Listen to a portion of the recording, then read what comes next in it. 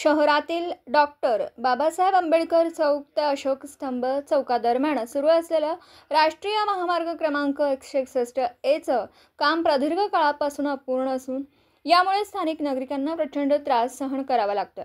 महामार्गाचं काम रखडल्यामुळे धूळ, कचरा आणि असमतल रस्त्यामुळे आरोग्यविषयक समस्यांचा नागरिकांना सामना करावा लागतोय।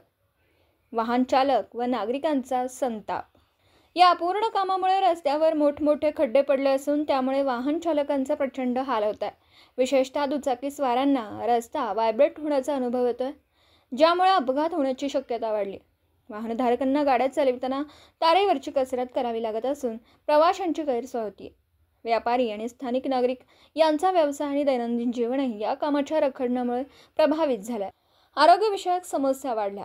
रस्त्यावर सतत उडणाऱ्या धुळीमुळे नागरिकांमध्ये श्वसनाचे विकार वाढले।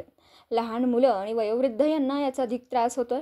परिसरातील दुकानदार आणि व्यापारीही सतत धुळीमुळे ग्राहकांची अनुपस्थिती आणि आरोग्याच्या समस्यांमुळे अडचणीत सापडले। प्रशासनाकडून दुर्लक्ष।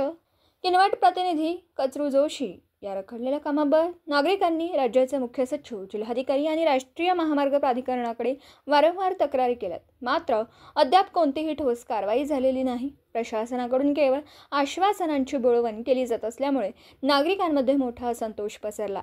नागरिकांची मागणी त्वरित काम पूर्ण करावं। नागरिकांनी प्रशासनाकडे त्वरित हे काम पूर्ण करण्याची मागणी केली आहे, अन्यथा आंदोलन करण्याचा इशारा दिला।